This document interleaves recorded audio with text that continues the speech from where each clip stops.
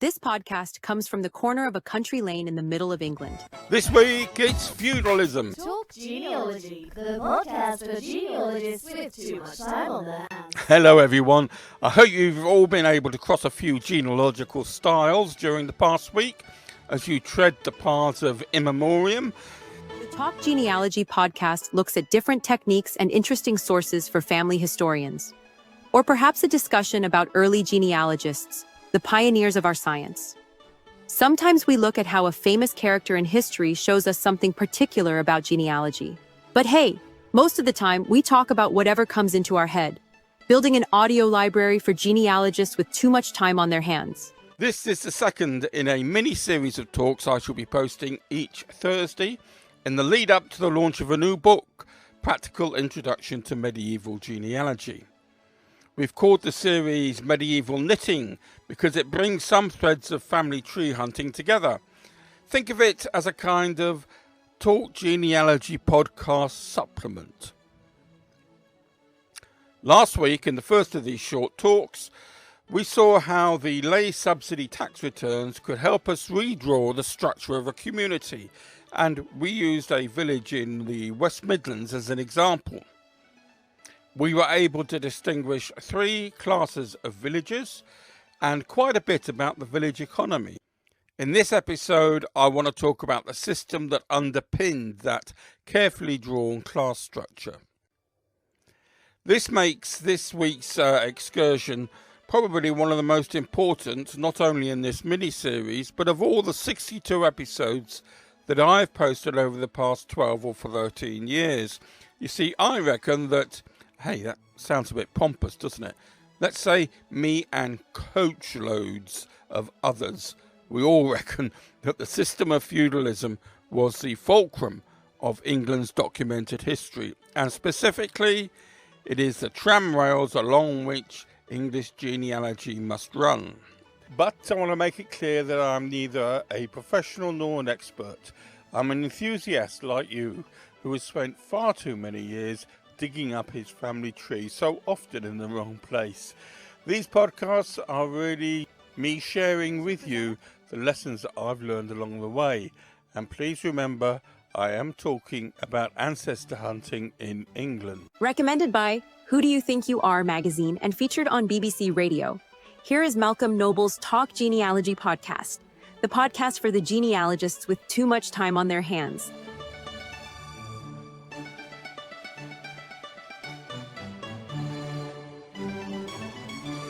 Here is your presenter, Malcolm Noble. Okay, let's set the scene, shall we? For the first 200 years of the High Middle Ages, England was a land under occupation, and that is reflected in the development of the manor.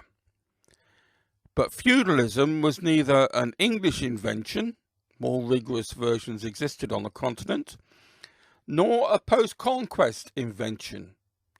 It may go back to the Roman Empire and even antiquity. However, some historians believe that William enforced it in response to uprisings against his rule in 1068 and 1070. Stacey and White are two historians who argue that way. He took ownership of all the land, nothing new in that, and assigned great chunks of his new kingdom to his supporters and favourites. These tenants-in-chief, as they were called, then had the authority to assign portions of their manors to villagers who could work the land in return for similar services back to them. This establishes the English manor as one fundamental root of English family history. Now, one historian, John Horace Round, thought that this was the key to everything. As we know, Round is no longer fashionable. But if you're a regular listener, you'll also know that I guess he's the guy I follow most closely, because he was a stickler for genealogical rigour. For Round, the manor was the building block of English history.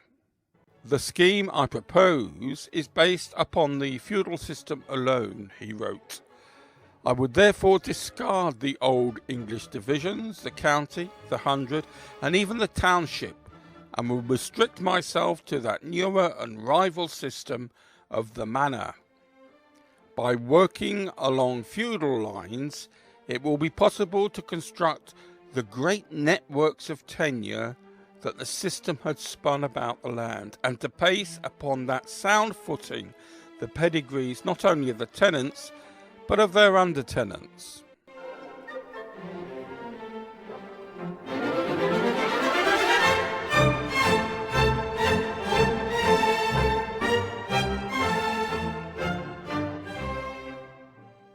Now, while I agree with Round, I do want to add two caveats. The under-tenants are a lot more difficult to research, much more difficult. And secondly, I want to mix up a few metaphors. Please don't throw out the 100 with the bathwater. At the top of this episode, I spoke about treading the genealogical footpaths of time immemorial and crossing styles. Well, the hundreds set some pretty damn good geographical boundaries. So don't discard them, but keep them close to hand. Round was right. You can trace family pedigrees through this network of manors. But not everybody brought into Round's vision. Now I want to offer 30 seconds, no more, of historiography to show that getting our understanding of feudalism right has bothered historians for a couple of 100 years. His fiercest critic, well, that would be the brilliant F.W. Maitland.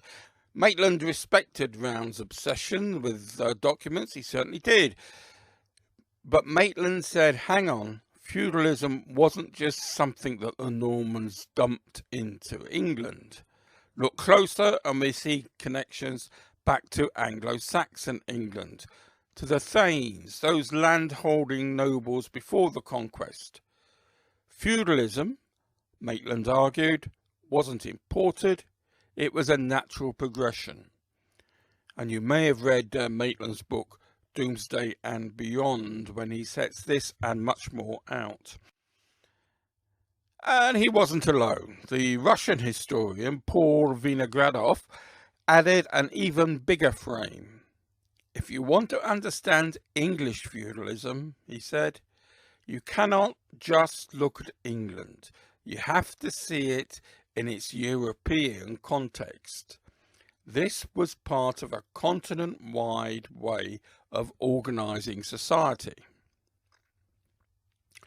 Fast forward a bit and we find Helen Cam writing in the mid-20th century.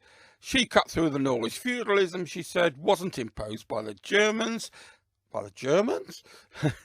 Feudalism, she said, wasn't imposed by the Normans, and it wasn't just a leftover from the Saxons either. It was a flexible system, always changing to meet local needs.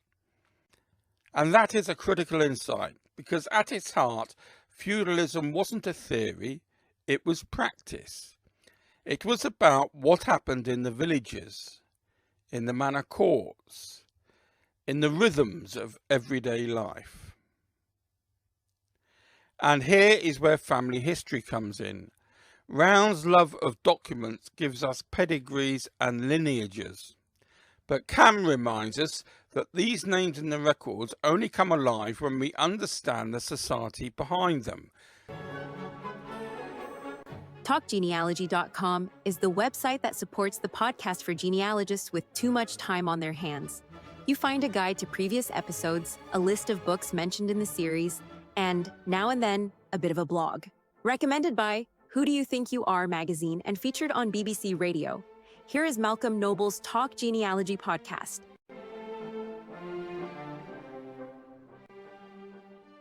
So let's zoom in and see how the system worked in practice. Picture a noble lord, let's say Roger de Buzzley.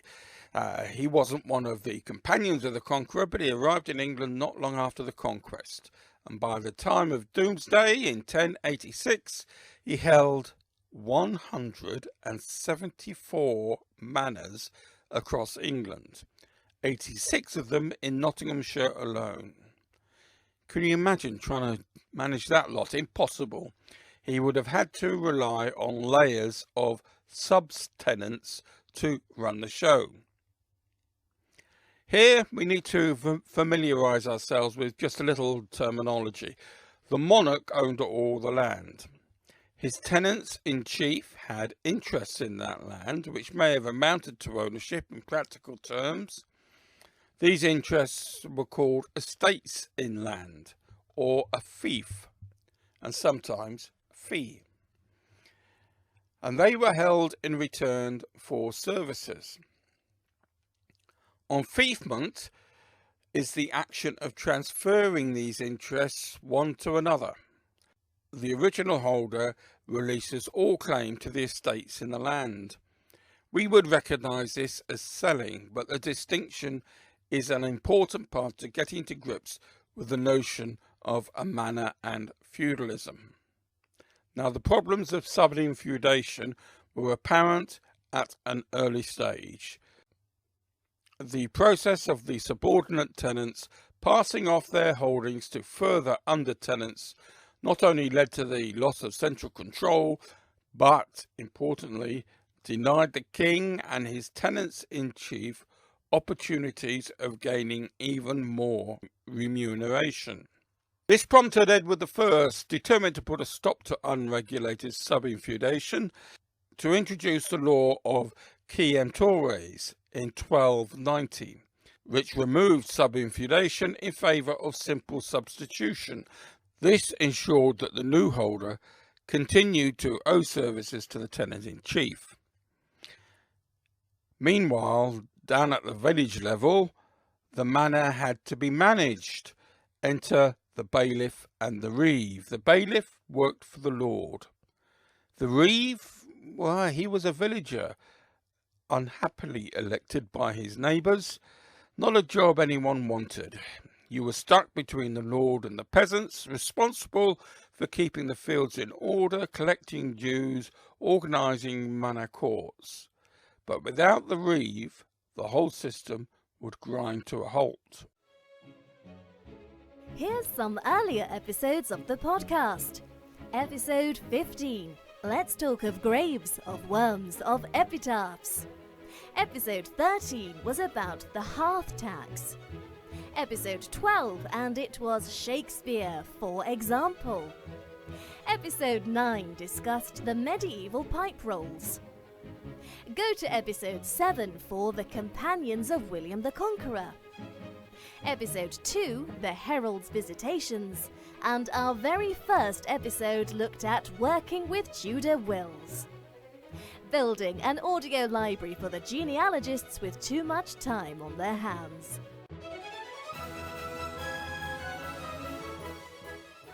All these landholders owned obligations, usually military service.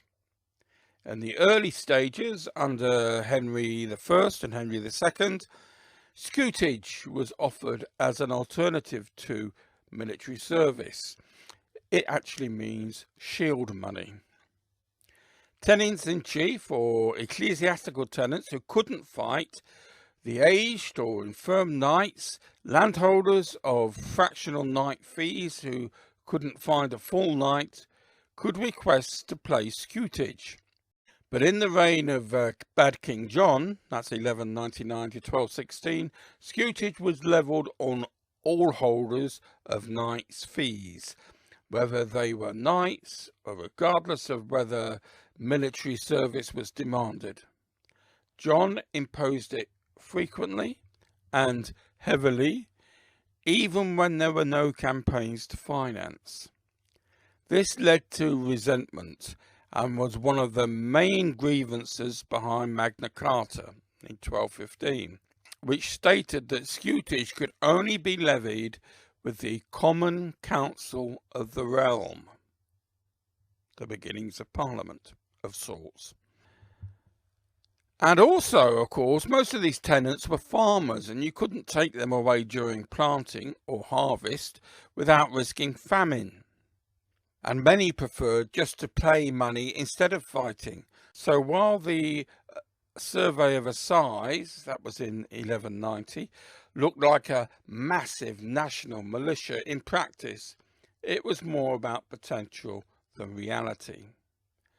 and in any way, the kings began to rely instead on smaller numbers of professional knights and mercenaries. And that brings us to the heart of it. Feudalism wasn't a tidy system imposed from the top down. It was messy, flexible, it had to be, and deeply tied to local reality. It balanced the demands of kings and lords with the rhythms of farming communities. As for genealogists, well, that's the real lesson. Documents matter, but they only tell us so much. To really understand the people that we're tracing, we need to see them in their world, a world of manners and obligations, of bailiffs and reeves, of scutage and subinfeudation. A world where family history was woven into the fabric of a feudal society. My name is Malcolm Noble, and if you've enjoyed tonight's podcast, then you are the genealogist with too much time on your hands.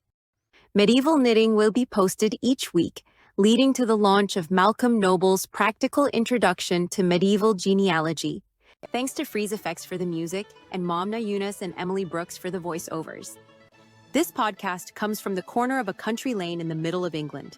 I want to thank you for listening to tonight's episode and wish you all the best with your family tree hunting. Good night, Chip, and thanks for listening.